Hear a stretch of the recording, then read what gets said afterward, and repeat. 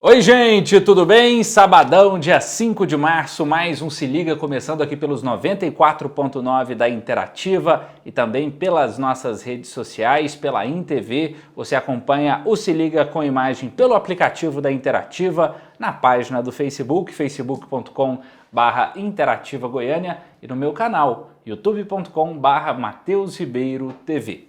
E o que a gente discute no programa de hoje, hein? Aquilo que está tirando o sossego de muita gente e fazendo muitas outras se posicionarem nas redes sociais. Mas o que a gente precisa para dar opinião sobre um assunto? Compreendê-lo, né?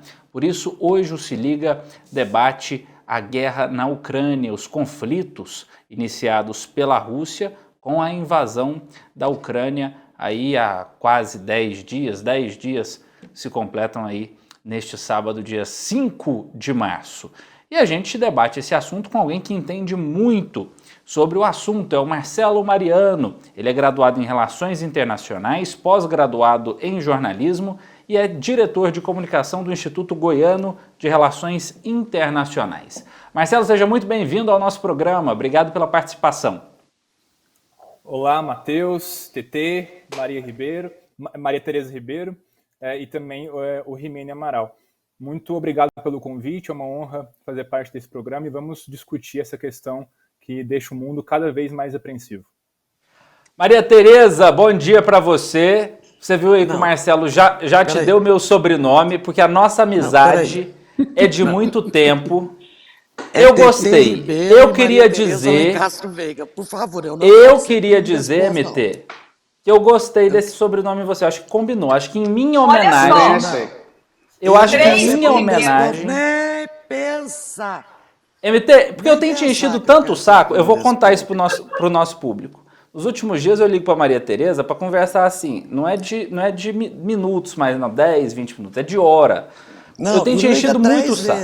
E liga na hora do Big Brother que eu tô assistindo, tá certo? Então, assim, nada mais justo... Alguma ligação com Maria Tereza dura menos de uma hora? Não. Agora, nada mais justo que você carregar meu sobrenome. Bom dia pra você. Bom dia, acho melhor você carregar o meu. Fica mais fácil. Eu tô completo. Desculpa, viu, Marcelo? Aqui tem uma confraria de amigos. A gente aceita novos amigos na confraria, tá? Eu tô completamente fascinada com o que está acontecendo. Absolutamente fascinada. Eu acho que poucas pessoas têm a chance de assistir o que nós estamos assistindo, porque nós estamos vendo uma guerra de um lado, da maneira tradicional, e uma guerra do outro lado, onde a comunicação tenta atropelar essa maneira tradicional. Eu estou fascinada, realmente. Eu estou acompanhando com muito fascínio.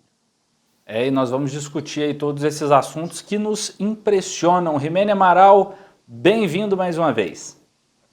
Bom dia para todas vocês que eu já vi, bom dia para o Marcelo. A gente precisa falar sobre isso, sobre uma questão que não é só lá que é afetado, é uma questão que quando a gente fala numa economia globalizada acaba atingindo a todo mundo. O mundo, depois que se globalizou economicamente, acaba virando uma cadeia, e quando uma dessas engrenagens não anda bem, do lado tudo acaba se comprometendo com aquilo. E o pior de tudo, e é o que eu acho que a gente mais tem que debater, é a questão humanitária disso tudo. É a situação da população de dois países e de outros países que estão ali em volta que acabam sofrendo e muito. E como a gente vai discutir isso agora também, é um local onde existem duas grandes usinas nucleares, uma inclusive que está já sob domínio da Rússia, e isso é um grande problema não só para os países que estão diretamente envolvidos, mas para todo o continente europeu. Então, eu acho que a visão que a gente tem que ter é um pouco mais de menos influenciar a parte bélica da coisa, mas colocar um pouco de luz e paz e humanidade dentro disso, dentro das possibilidades. Vamos começar. TT Ribeiro, seja bem-vinda, prima. Gente, eu fico colocando meu negócio aqui no mudo, porque sabe, os meninos gritam, brigam, gato novo, então estão correndo atrás da gatinha, aquela coisa toda. Boa noite, bom dia, boa tarde. a galera que está no planeta, que está fora do planeta, porque MT, olha, eu achei que eu não fosse ver uma guerra, eu achei que eu não fosse acompanhar esse tipo de coisa. Então eu não sei em que momento as pessoas vão assistir a gente, vão ver esse conteúdo, mas eu só espero que essas pessoas nos acompanhem e que aprendam com tudo que a gente está vivendo, né? Seja agora no presente ou no futuro, aqui no planeta ou fora dele, mas o fato é que a gente está num momento em que precisamos repensar muito os nossos atos, né, para um futuro que a gente aguarda que seja bem melhor que esse. Bom dia para todo mundo, ótimo sábado para todo mundo. Eu abro a nossa rodada de perguntas, Marcelo, com a seguinte situação. Eu assisti nessa última semana uma série de entrevistas que um jornalista americano fez com Vladimir Putin. Isso originou uma série, entrevistas com Putin, ou de Putin, não sei, uma coisa assim. E aí o líder russo ele fala, num contexto, essas entrevistas foram gravadas em 2015, 2016, ali muito próximo da guerra de anexação da Crimeia, né? E ele traz uma afirmação que eu acho que nos ajuda a entender um pouco essa guerra de narrativas. Ele diz que o mundo não se tornou unipolar depois do fim da Guerra Fria. Todo esse clima de tensão que a gente observa agora com essa invasão da Ucrânia, com as respostas do mundo ocidental, com essa série de sanções duras à Rússia, com esse possível preâmbulo de uma terceira guerra, não sei se nós podemos dizer isso, nós podemos dizer que nós voltamos a um mundo bipolar, Marcelo, ou nós caminhamos para isso?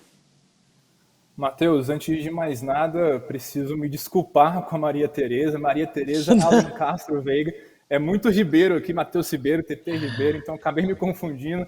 Desculpa, Maria Tereza. Agora sim vamos falar sobre a guerra na Ucrânia, a invasão da Rússia na Ucrânia. Antes de mais nada, eu só queria deixar muito claro que essa guerra é uma guerra totalmente ilegal, do ponto de vista do direito internacional, não existe justificativa alguma para a ação do Putin na Ucrânia.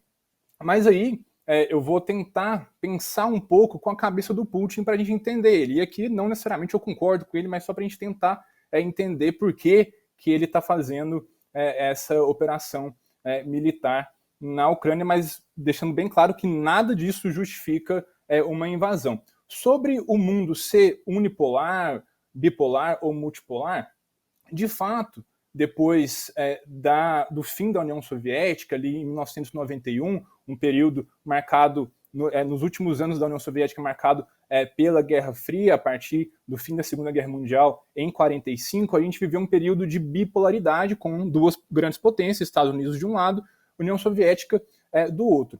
Quando a União Soviética colapsa, o mundo, especialmente ali durante os anos 1990, ele passou por um período unipolar, com os Estados Unidos como grande vencedor da Guerra Fria e como uma grande potência mundial. Inclusive, houve teorias, autores que defendiam o chamado fim da história, que depois do que aconteceu na Guerra Fria, depois de duas guerras mundiais, não ia ter mais guerra no sentido mundial e que o mundo caminharia para uma tendência de democracias liberais e que esse seria o fim da história, que não teria mais nada. Mas o mundo mudou. O mundo mudou.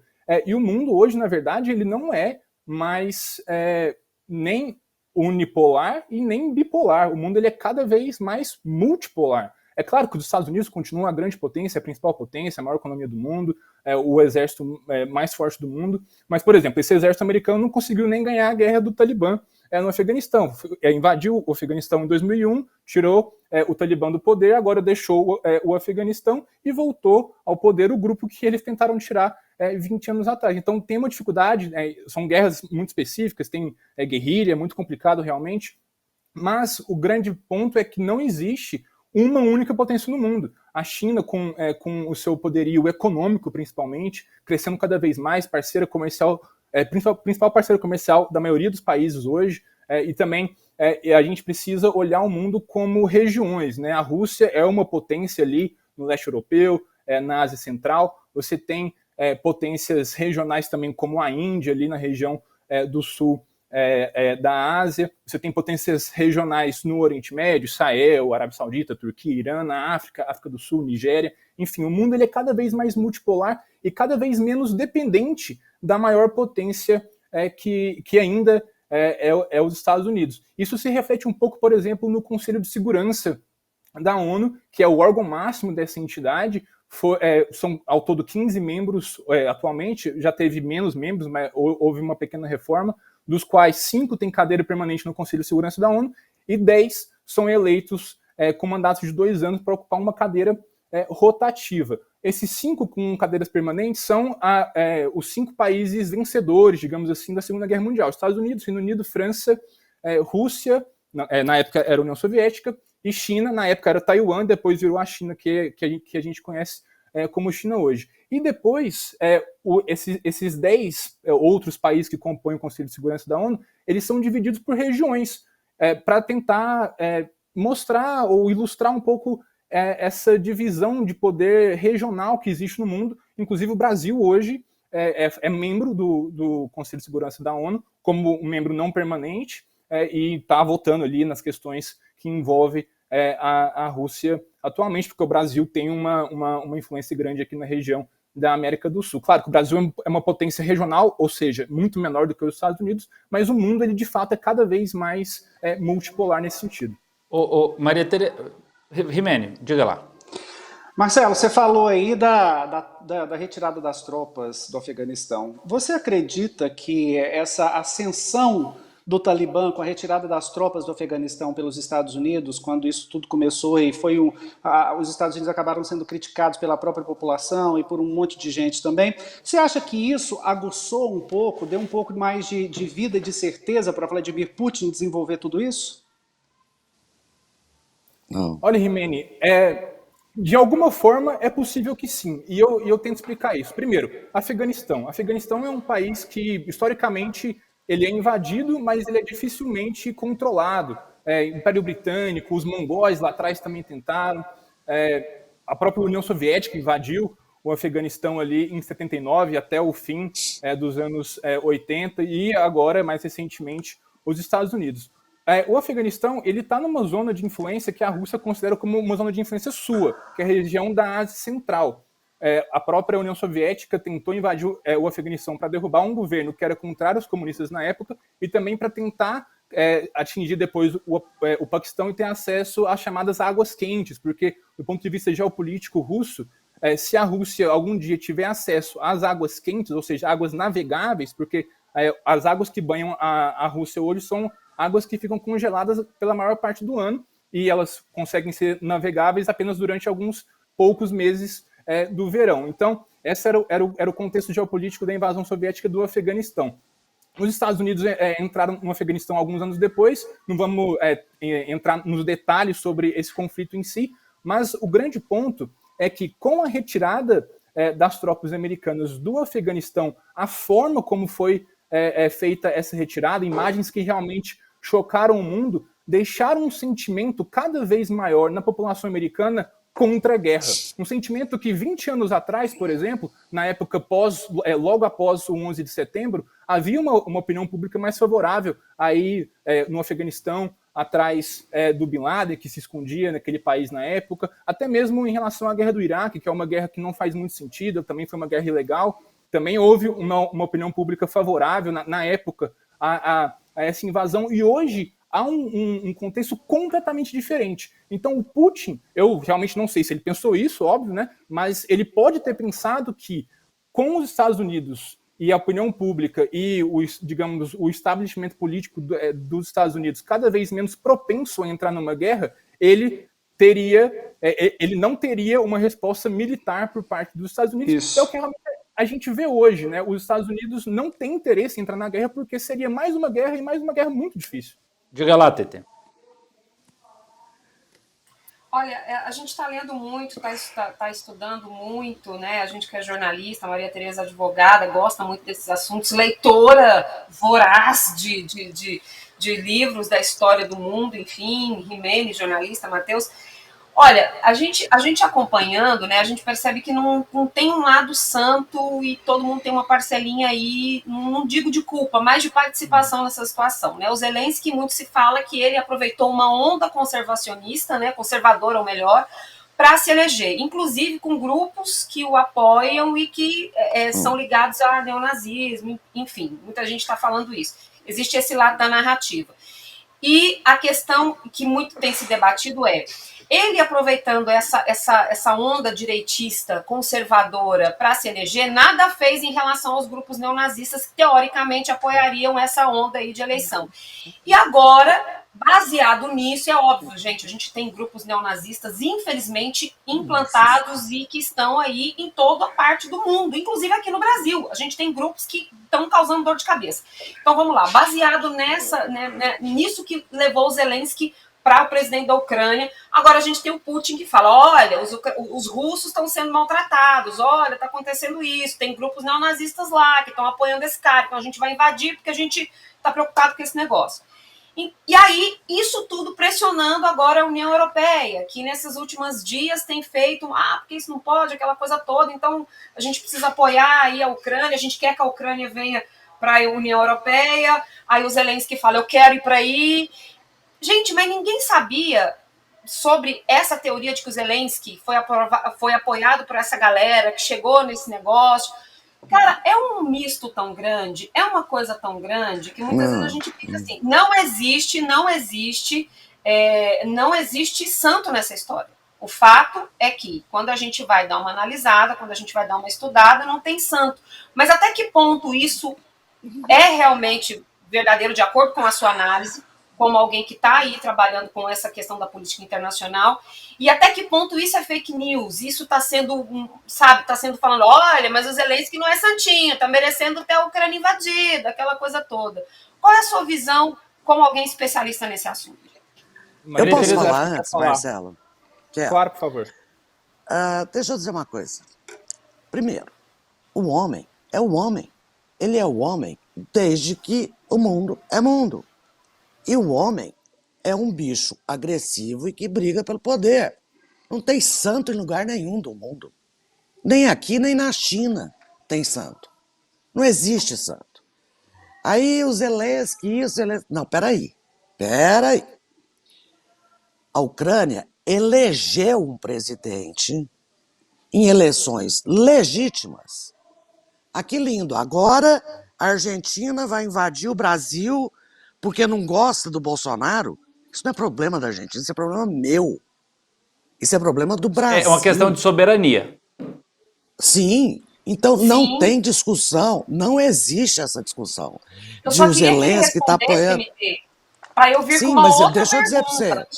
Deixa eu dizer uma coisa, não existe essa situação do Zelensky ter grupo, não existe isso. É um país livre que está sendo atacado por uma potência. Ele não tem o direito de ir para a União Europeia ou para a OTAN? Como assim não tem? Como assim não tem?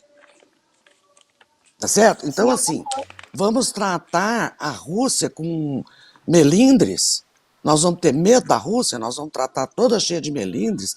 Ela vai achar ruim se eu chegar para lá ou se eu chegar para cá. E vamos justificar o Putin com o que acontece dentro da Ucrânia, com um presidente que foi eleito legitimamente. Não existe justificativa. Assim, eu simplifico muito as coisas. Sabe? Não existe justificativa. Posto isto, nós podemos discutir o resto. Mas não tem como justificar a Rússia. Concordo plenamente. Desculpe, Marcelo. Não, imagina, por favor. Mas eu concordo plenamente no sentido de que não existe justificativa, eu acho que isso está bastante claro. Mas então vamos discutir algumas questões mais específicas. Primeiro, queria contar uma história sobre essa questão de existir lado certo ou lado errado. Durante a guerra da Síria, que começou ali em 2011, na época, eu pensava que existia um lado certo. Até que, alguns anos depois, eu fui fazer um trabalho voluntário com refugiados no Oriente Médio. No Oriente Médio, eu estava no Egito, e eu encontrei um refugiado sírio. A gente conversava sobre a vida dele, o dia a dia dele, e não sobre a guerra em si. Mas em algum ponto ele me perguntou, qual você acha que é o lado certo? Eu achava que existia um lado certo, mas eu não tive coragem de falar para ele que um lado certo na guerra que ele fugiu, da qual ele é refugiado. A partir daí eu comecei a mudar um pouco a minha cabeça na hora de analisar conflitos, e foi, na verdade, algo que eu improvisei na hora, mas eu realmente concordo com isso hoje, de que não existe lado certo, né? Claro que existem lados que são mais errados do que outros, mas em algum ponto todo mundo está um pouco errado. No caso do Zelensky, sem dúvida alguma, ele é um líder democraticamente eleito, eleições livres, todo mundo reconhece ele como o chefe de governo da Ucrânia. Tentar tirá-lo do poder ou não reconhecer a sua legitimidade é completamente errado, segundo o direito internacional. Vamos entender a divisão geográfica e populacional da Ucrânia. A Ucrânia, basicamente, é um país muito dividido. Hoje existe um movimento mais pró-Ocidente, mas, historicamente, a Ucrânia é um país muito dividido entre pró-Ocidente e pró-Rússia. Isso se reflete também na divisão geográfica do país. O Oeste, que é mais próximo da Europa, ele é pró-Europa. E o Leste, ele é mais próximo da Rússia, ele é pró-Rússia. Se a gente pegar as eleições de 2010 na Ucrânia, o candidato que à época era abertamente pró-Rússia e que foi eleito, ele venceu em toda a região leste, e só. Em 2014, logo depois da anexação da Crimeia, venceu um candidato pró-Ocidente, que inclusive hoje está pegando em armas contra os invasores russos, e ele venceu praticamente em toda a região oeste do país. O Zelensky chegou e rompeu um pouco com essa característica, com essa dinâmica da política ucraniana, porque ele venceu em ambas as regiões. Ele teve vitórias tanto no oeste quanto no leste. Claro que não em todo o oeste e não em todo o leste. O presidente, por exemplo, que estava à época no poder, que ganhou em 2014, ele tentou ser reeleito, perdeu, mas ele conquistou algumas províncias ali da região oeste, da mesma forma que alguns pró-russos conquistaram também ali na região do leste. O Zelensky, ele foi eleito muito mais no sentido da antipolítica. Ele é um comediante, ele é formado em direito, tudo bem, mas a profissão dele é comediante. Ele cresceu na política contestando a política. E a questão do neonazismo também eu acho muito importante falar. Eu vou precisar te interromper, Marcelo, que eu preciso fazer um intervalo rapidinho. Na volta, então, a gente retoma com a sua explicação.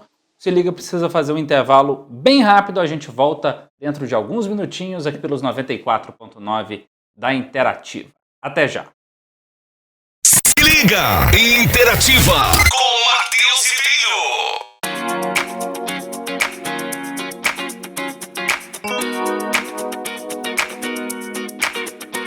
Se liga. Interativa com Matheus Ribeiro.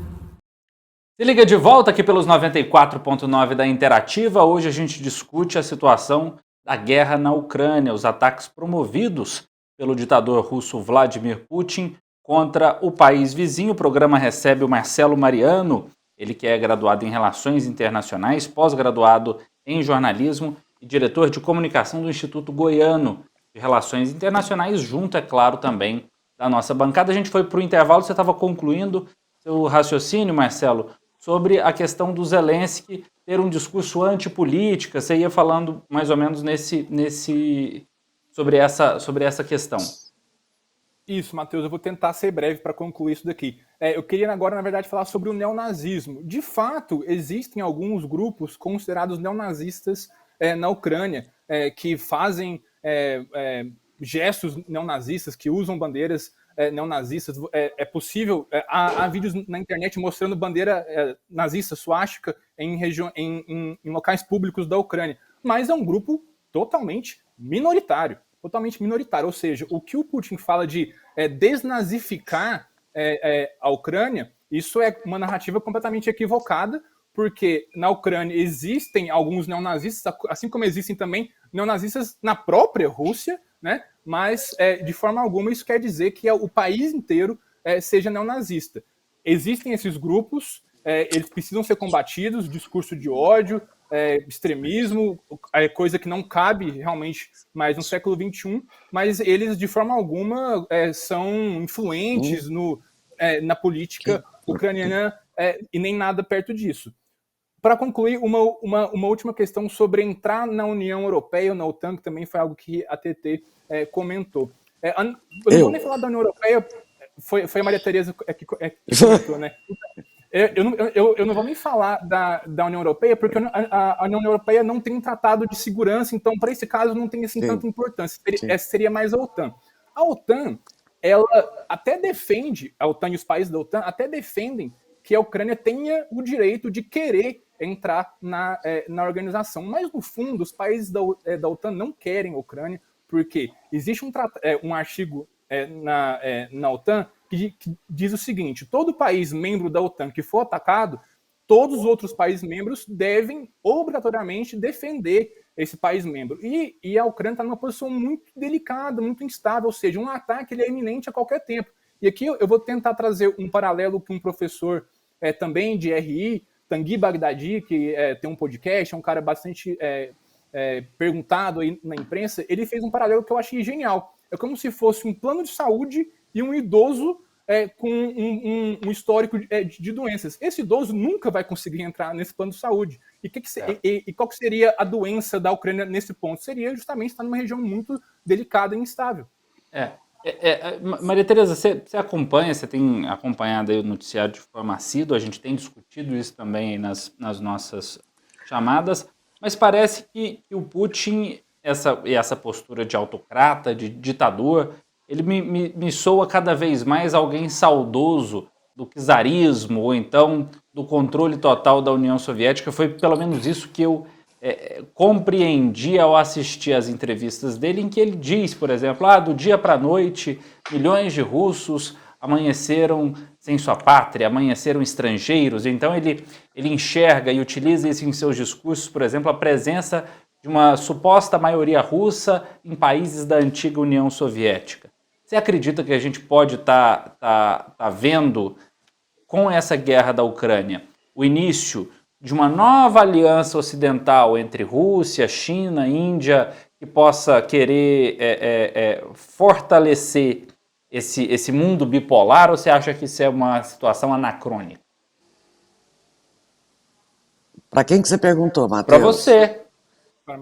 Bom, eu sou absolutamente fascinada pela história russa, tá certo? Claro que eu não tenho nenhum conhecimento sistematizado, mas numa época eu impliquei com a Rússia, eu li 100 e tantos livros sobre a Rússia, eu sou fascinada pela Rússia, tá? E acho que é um povo czarista, né? Se você olhar ao longo da história, enfim. Mas não é isso. O que eu quero dizer é o seguinte: está posta uma questão que ela é de uma extrema importância. Ela é mais importante do que tudo que foi dito até agora. E, aliás, Marcelo, se você me perdoar, eu quero fazer uma observação. O Zelensky não é um comediante. O Zelensky é o presidente da Ucrânia. Tá certo? Eu acho que se referir a ele como um comediante é diminuí-lo. E eu acho que isso não está certo. Ele é o presidente da Ucrânia. Se ele é bom ou se ele não é, isso não é problema meu. É problema da Ucrânia. Mas, enfim, o que eu quero colocar aqui é o seguinte: tem uma coisa muito maior do que isso. A Rússia é controlada pelo Putin, ela é controlada pelo Putin. Não existe uma democracia na Rússia. Tem mais de 2.000 pessoas presas porque protestaram contra a guerra. Então, a Rússia não é um país livre. E eu acho que a grande discussão é entre a liberdade e a não liberdade. Eu acho que é esta a real discussão. Sabe, assim, pode um país invadir o vizinho? Não pode. Então, a discussão que foi posta para o mundo, sabe, não é entre Zelensky e Putin, embora eu vou lhe dizer uma coisa: eu não sei nada do Zelensky, mas sei de uma coisa: ele é um gênio da comunicação. O que ele está fazendo é, assim, completamente genial em termos de comunicação. Eu estou seguindo o Zelensky, para vocês terem uma ideia. Bom, mas enfim, no Instagram. Mas enfim, não sigo mais nada porque eu não sei nada dele. Mas enfim, nós temos uma discussão. Eu vivi a ditadura. Vocês não viveram, nenhum de vocês viveu. Nenhum de vocês sabe o que é não poder falar, o que pensa. Nenhum de vocês sabe o que é gente presa e gente torturada. Vocês não sabem. Eu sei, eu vi. Então a discussão não é Zelensky contra o Putin, não é Ocidente contra... É liberdade contra a não liberdade. Essa é a discussão que está posta para mim. E mais, a não liberdade guerreando da forma antiga, idiota, cretina, tá? PPP, dá tiro para tudo quanto é lado, vou destruir, não sei o quê. E o lado que defende a liberdade, e eu não estou dizendo que tem santo porque não tem santo entre os homens, não existe santo. E aí o outro lado está guerreando com armas absolutamente modernas. Então, assim, eu não consigo pensar em outra coisa que não isso. Eu não consigo parar na história de quem é o Zelensky. Eu sei que o Zelensky é um gênio da comunicação e que ele motivou um país. Agora nós temos... Diga lá, Rimene. Só para complementar isso que a Maria Tereza falou, sobre soberania e liberdade dos países, me causa uma impressão até as ameaças que Putin faz à Finlândia e à Suécia, por exemplo. Exatamente.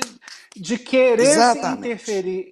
interferir nas escolhas, Exatamente. se ela vai ser ou não da OTAN, se ela vai ou não apoiar um ou apoiar outro. Isso é soberania e liberdade. E quando a gente bate de frente com soberania e liberdade, nada dá certo e tudo que pode guerra. E guerra é a última coisa, como eu disse, a pior das coisas que um caminho diplomático pode seguir é a guerra. Quando não se existe, quando se exaure a conversa e a diplomacia, a guerra é o pior caminho e é ela que acontece. E quando você tira a soberania ou tenta impor sob ameaças a soberania e a liberdade de um país, é isso que acontece. E essa visão que eu tenho foi uma das que mais me apavorou, porque o cara tem o tupete de falar que, olha, se vocês fizerem isso, vocês vão ver comigo. Vocês vão ter uma reação que nunca tiveram antes. Então, como é que ficam os outros países? Como é que fica a soberania de todo mundo? E o pior, como é que fica o povo de todos esses países e também o povo da Rússia, que muita gente às vezes não está, às vezes não. Tem muita gente que não sabe, porque a imprensa também pode ser manipulada, aquela coisa toda, não sabe o que está acontecendo. E aí as pessoas também não sabem como brigar por essa liberdade e por essa soberania de cada um. Fica difícil a gente imaginar numa paz quando existe esse tipo de ameaça. Diga lá, Marcelo. Matheus, eu queria só fazer um esclarecimento. Quando eu disse que o Zelensky é um comediante, foi no contexto das eleições de 2019, para explicar a ascensão dele na política como um antipolítico. Então, até aquele momento, ele era de fato um comediante, mas depois ele foi eleito, presidente eleito, eleições livres e conhecidas, não tem discussão de que ele de fato é o presidente da Ucrânia hoje e que a invasão é completamente ilegal. Só para deixar isso claro. Eu acho interessante a gente pontuar algumas questões e eu vou pedir que a gente acelere mais o debate para que todo mundo consiga participar. A TT também quer comentar, quer trazer ali os pontos de vista dela, porque nós vemos uma situação que é essa situação da soberania. Eu queria ouvir de você, Marcelo, o Putin invadiu a Ucrânia preparado para guerrear com o mundo? Quando ele fala em armas nucleares, por exemplo, ele invadiu a Ucrânia preparado para desafiar o mundo? Matheus, sinceramente, eu acho que quando o Putin tomou a decisão de invadir a Ucrânia, ele tinha como um pensamento de que o Ocidente não responderia com uma intervenção militar. Justamente porque o Ocidente, a OTAN, tem países com armas nucleares, e isso causaria uma terceira guerra mundial e uma guerra de imensa destruição. Agora, de novo, vou tentar aqui pensar com a cabeça do Putin, mas não concordando necessariamente com ele, mas só para entender como que ele está pensando toda essa questão. Para a gente entender a ligação histórica entre Rússia e Ucrânia hoje, a gente precisa voltar no século IX, quando existiu a chamada Rússia de Kiev, que teve Kiev, justamente onde hoje é a capital da Ucrânia, como seu principal centro. Moscou, naquela época, não era nada. Moscou era árvore e árvore. Kiev realmente era o grande centro. Depois, os mongóis invadiram a Rússia de Kiev e só foi retomada pelos czares no século XII e aí já foi a partir de Moscou. Então, foi quando Moscou começou a ter, digamos, mais importância do que Kiev no contexto russo. Mas a Rússia de Kiev é o berço da civilização russa. Depois, ao longo dos séculos seguintes, o Império Russo ele foi se expandindo e a Rússia, de fato, tem uma característica expansionista, não só com a União Soviética recentemente, mas, sobretudo, com o Império Russo, a ponto de que regiões como a Sibéria hoje, Vladivostok, que está lá no extremo leste, na fronteira com a Coreia do Norte quase, são regiões muito menos ligadas aos russos, são muito menos russos do que os próprios ucranianos. E com o fim da União Soviética, em que novos países surgiram, ali no leste da Ucrânia ficou uma população, uma expressiva população russa, que de fato é russa. Tem passaporte russo, tem todos os direitos de russo, porque existe o conceito dos jus sanguinis, que é quando você passa a sua nacionalidade pelo sangue, ou seja, são pessoas que têm pais, avós russos, e a Rússia adota esse conceito de jus sanguinis, então eles realmente são russos, e às vezes não são nem ucranianos. Então o Putin pensa em querer defender essas pessoas ali, mas, de novo, repito, isso é o que ele pensa. A guerra que ele está promovendo, ela é completamente ilegal, ela viola a soberania de um país, no caso a Ucrânia, e eu sinceramente acho que eu pelo menos penso isso, que ele não tentaria invadir a Suécia ou a Finlândia, justamente porque Suécia e Finlândia não têm o mesmo peso histórico, cultural que a Ucrânia tem para a Rússia. Suécia e Finlândia, língua completamente diferente, povo completamente diferente, ele ameaça. Agora, se ele vai conseguir realmente levar essa ameaça adiante é uma outra história. A Ucrânia, de fato, tem um peso muito maior para o pensamento do Putin. Se ele está certo ou se ele está errado, aí é uma outra discussão. Até pela estratégia. Mas né? Localização. eu queria fazer uma estratégica. pergunta. Você acha que o Putin tem essas ligações com sangue, jus sanguine, e a família russa, e a pátria russa, e a mãe língua russa? Eu acho que ele tem só um desejo expansionista que começa no vizinho. Eu não vejo o Putin com essa sensibilidade. Ele tem um desejo expansionista de fato, Maria Tereza, mas a gente precisa lembrar que nos anos 90, pós a União Soviética, a Rússia estava passando por um período muito em baixa na política internacional e também na política interna. Crises, a Rússia teve uma crise financeira enorme no final dos anos 90 e o Putin chega ao poder justamente no final dos anos 90 na tentativa de retomar esse nacionalismo russo. Esse nacionalismo. Exatamente. E ele faz isso com base, por exemplo, na religião do cristianismo ortodoxo, e ele faz isso com os russos em todos os lugares do mundo, não só dentro das fronteiras da Rússia. Então, quando houve, por exemplo, protestos no Cazaquistão recentemente, agora no início de janeiro, ele também falava que ia defender os russos que vivem ali no Cazaquistão. Então, essa é uma questão nacionalista dele. E mais uma vez a gente vê o nacionalismo, como sendo motor para alguma coisa destrutiva na sociedade, né? O nacionalismo não muito longe dali foi o grande propulsor do terror que a gente viu na Segunda Guerra Mundial com as práticas nazistas de Hitler, né? Hitler também era um sujeito nacionalista, não podemos nos esquecer disso. Maria Tereza, se liga, precisa fazer um intervalo rapidinho, daqui a pouco a gente está de volta aqui pelos 94.9 da Interativa, eu faço questão da sua companhia. Seu fim de semana bem informado. Se liga! Interativa.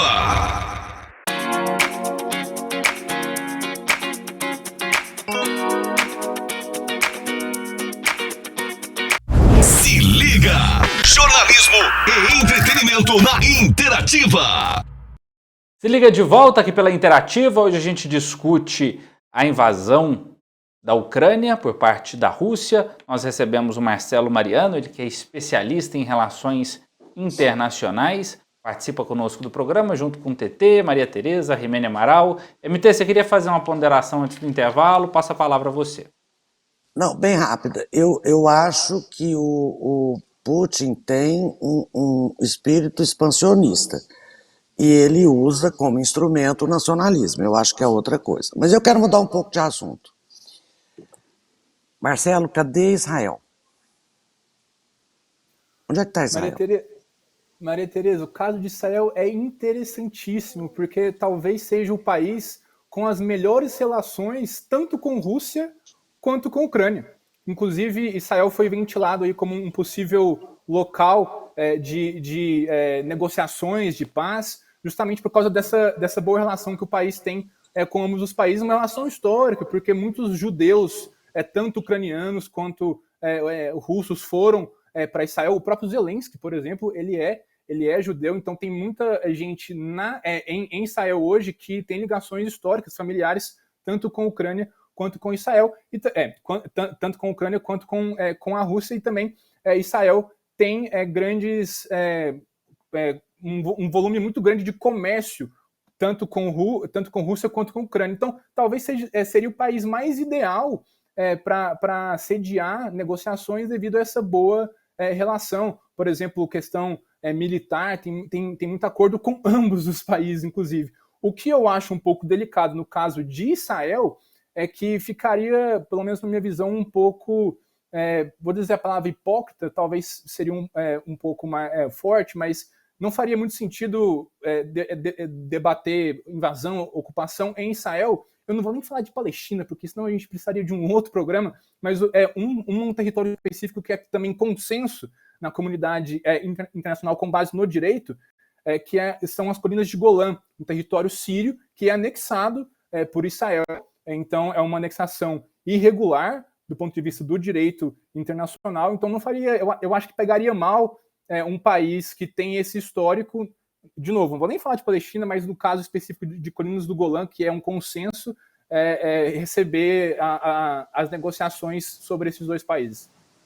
Certo. Não, eu nem diria receber a negociação, mas ele não vai dar nenhum palpite, nada, vai ficar quieto. Evita dar palpite justamente para não comprometer as boas relações que tem com Rússia e com Ucrânia. TT, você queria fazer uma outra ponderação? Não, assim, só para finalizar, quando se fala, né, que a Rússia não teria esse direito, até porque está violando, né, quando invade a Ucrânia, seria como, vamos supor, se esse discurso ganha força, não, porque eu invadi, porque tinha grupos neonazistas, babá. Gente, a gente teve monarca, mas ele não foi a força de expressão. A gente teve jornalista fazendo sinal nazista, a gente teve membro do governo fazendo sinal nazista, a gente teve ex-ministro fazendo discursinho com música do Wagner usando. Então, assim, né? Então a gente tem que tomar cuidado com as narrativas para fechar.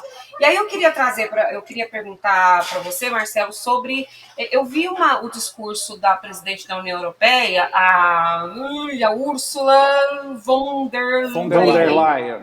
Von der Leyen, a Úrsula, e ela falou o seguinte: olha, agora com a Rússia não mandando mais gás para a gente tem que se reinventar. Então chegou o problema, a gente tem que ir atrás da energia renovável, aquela coisa toda, e a Europa já está sofrendo essas restrições. Brasil, Rússia é o maior produtor de grãos. A gente pode ter um desabastecimento, um problema em relação a isso. Alta no petróleo, que consequentemente provoca uma escalada de preços altos por aqui. Efetivamente, o Brasil, o que a gente pode esperar, de acordo com a sua análise, com esse problema, essa crise lá, nessa guerra de Rússia contra a Ucrânia?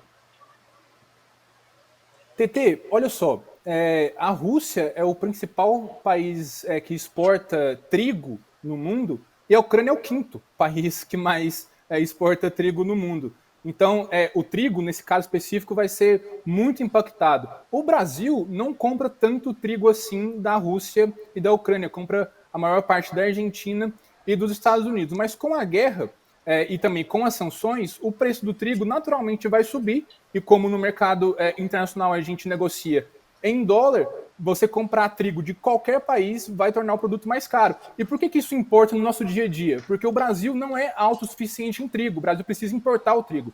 E quando a gente importa o trigo num preço mais caro, tudo que é feito à base de trigo também vai ficar mais caro. Como, por exemplo, o pão que a gente come todos os dias. Existe um outro fator, no caso do Brasil e também de Goiás, que é muito delicado, que é a questão dos fertilizantes. Goiás compra a maior parte dos seus fertilizantes da Rússia. E os fertilizantes, como todo mundo sabe, são utilizados na agricultura. E com as sanções, haverá certamente uma grande dificuldade de conseguir completar essa transação comercial. Então, com os fertilizantes mais caros, ou às vezes nem conseguindo suprir essa demanda que a gente precisa aqui, naturalmente também os preços de outros alimentos devem aumentar. Isso sem contar em consequências que não são só sobre o Brasil, mas o mundo todo. Por exemplo, o preço dos combustíveis, no caso do Brasil, a gente tem a política de ser atrelado diretamente ao dólar, então isso afeta muito, muito forte. Nós ainda temos 8 minutinhos de programa. Vou passar a pergunta para o Rimene, depois eu queria colocar em questão a posição do Brasil principalmente na ONU, essa coisa meio no meio do caminho que está o Brasil. Mas diga lá, Rimei. Não é nenhuma pergunta, é só para a gente lembrar que essa dependência que o Brasil tem da Rússia, principalmente com fertilizantes, por causa da expansão sempre do agronegócio, claro, a gente tem que lembrar que no início do mês passado, a ministra da Agricultura, Tereza Cristina, anunciou a venda de uma fábrica de fertilizantes da Petrobras para a própria Rússia. Então a gente se torna autoinsuficiente daquilo que a gente tinha. E é incrível a gente começar a pensar num Brasil que vai largando, deixando de lado tudo aquilo que tinha. A gente pode olhar para trás e ver até as refinarias que tínhamos antigamente, hoje nós não temos mais. Então o Brasil começa a produzir e pagar pela própria produção e pela produção que tinha e deixou de ter. Incrível isso, né? E aí a gente vê o Brasil adotando essa postura neutra nessa situação. Queria trazer aqui a questão para vocês. É possível ser neutro numa situação como essa? O Brasil Não. tem Constituição, Matheus. A gente precisa respeitar alguns princípios, inclusive nas relações internacionais. Um deles é a não intervenção em outros países e a solução pacífica dos conflitos. Então não tem como ser neutro. Aliás, não existe como ser neutro. Tem 26 cidades ucranianas sitiadas, tá certo? E eu vou dizer uma coisa para vocês. Não tem fertilizante, não tem isso. Eu não consigo me preocupar com isso, porque, gente, nós estamos inventando uma guerra de uma forma totalmente nova. Reinventa. O mundo está precisando ser reinventado mesmo. Entendeu? Eu não consigo me preocupar com isso. Não consigo. Eu estou ouvindo os meninos falando e minha cachorra rosnando aqui. Eu fui falar esticando os braços e tal. É um programa com onomatopeias. Mas deixa eu falar aqui um negócio. Minha cachorra está rosnando. Que bom que a gente produz milho, né? Então a pamonha está garantida. Né? Agora, eu ouvi alguns analistas comentando essa postura do Brasil como um país que fica ali preparando o caminho para aqueles outros que adotam uma postura deliberadamente mais pró-Rússia, como é o caso da China, por exemplo, que se absteve da votação ali no Conselho das Nações Unidas. Essa é uma postura arriscada do ponto de vista diplomático, Marcelo, à medida em que o Brasil se diz neutro nessa história e isso é entendido pela comunidade internacional como uma postura pró-Rússia, nós estamos sujeitos a sofrer algum tipo de consequência num futuro a curto, médio ou longo prazo? Do ponto de vista diplomático, Matheus, pega muito, muito mal, porque só aumenta ainda mais o tanto que o Brasil já está isolado no cenário internacional. Mas o Bolsonaro, ele tá nem aí para a diplomacia, ele está preocupado com 2 de outubro, eu acho que é o dia das eleições, ele está preocupado em se reeleger. E para se reeleger, ele, nesse caso, está fazendo um jogo duplo, porque ele diz que não, vamos tentar manter aqui o comércio com a Rússia, os fertilizantes são importantes e tal, mas na ONU, o Brasil votou, por exemplo, na Assembleia Geral e também no Conselho de Segurança a favor de uma resolução que condena a invasão da Rússia. Então, lá na frente, se a Rússia ganhar, ele vai falar assim, olha só, eu estive aqui com o Putin. Se a Rússia perder, ele vai falar, olha só, nós também estivemos contra a Rússia. Então, ele vai tentar, de alguma forma, driblar um pé em cada canoa. A favor. Exatamente. E o eleitorado dele vai comprar isso, muito provavelmente. Certo. Eu só queria fazer uma pergunta. É uma pergunta mesmo, tá, Marcelo? A China. Essa guerra interrompe o trajeto da China em direção a um planejamento de décadas. E ela tem força para parar com isso. Estou errada no meu pensamento ou não? Está completamente certa. A China, ela não quer a guerra. Ela, inclusive, tem pedido para o Putin arrumar ali uma solução diplomática, porque isso afeta a economia, e se afeta a economia, afeta os planos da China. E a China também tem poder para chamar o Putin e falar, olha, por favor, não faça mais isso. Putin e Xi Jinping... Desculpa? Não, a China tem o poder de falar, quieta, menino, larga de fazer bobiça. Exatamente. Volta para sua casa. existe uma grande cooperação entre Putin e Xi Jinping, que talvez seria algo como, talvez a gente não vai pensar a mesma coisa sobre tudo, mas a gente nunca vai estar um contra o outro. É mais ou menos por aí o que esses dois líderes tendem a pensar. Mas o Xi Jinping, ele e a China, na verdade, tem nessa relação um peso muito maior do que a Rússia. Vamos lembrar, na Guerra Fria, União Soviética e China foram dois países comunistas, mas brigaram. Só que a União Soviética, na época, era mais importante. Hoje, a China é mais importante, então ela tem um peso muito maior nessa relação com a Rússia. Sim. É teoria da conspiração a gente achar que há um grande acordo oriental nessa situação, Marcelo? Com apoio ali ainda que velado, de China, Índia... Não. Muita teoria da conspiração, Matheus. Também acho. WhatsApp, né, Matheus? A Rússia tem apoio. Você recebeu de um tio de WhatsApp, né, Matheus? Mas tem que perguntar. Deixa eu te falar uma coisa. Twitter é a rede com as maiores teorias da conspiração que eu já vi. Então, assim, muitas pessoas hoje se informam por Twitter e eu acho isso extremamente danoso porque suscita dúvidas e vieses a respeito de fatos que muitas vezes não são procedentes. Então eu trago aqui no Se Liga até mesmo para que o nosso ouvinte, para que o nosso telespectador tenha ali contemplado essas respostas que muitas vezes podem ficar pelo ar. Agora, Mateus, completamos 10 dias. Diga lá, Marcelo. Só para concluir, na Assembleia Geral da ONU houve essa votação da resolução. Só 5 países votaram contra. Rússia, Bielorrússia, Venezuela, Coreia do Norte e Eritreia. O Irã eu acho que se absteve. Mas não são países relevantes. Não são países relevantes. Então essa aliança em si, se ela existisse, não teria grande força. Não encontra parâmetros práticos, né? Exato. Vamos postar no Twitter, então. Bom, senhores, fato é que MT trouxe uma questão fundamental, né? Que é a luta pela liberdade. Para que todos nós, seres humanos, possamos viver com tranquilidade em relação aos nossos posicionamentos pessoais, políticos, de vida, para que nós possamos existir enquanto sociedade de forma harmônica e de forma segura, sem que haja espaço para tiranias e tiranos. Eu acho que esse é o melhor resumo que a gente pode fazer do nosso programa de hoje. Eu queria agradecer a sua participação, Marcelo. Contribuiu muito para o debate. Muito obrigado pelos seus esclarecimentos, pelas suas informações. Matheus, eu que agradeço. Muito obrigado a você, a TT Ribeiro, a Maria Tereza Alencastro Veiga e ao Rimene Amaral.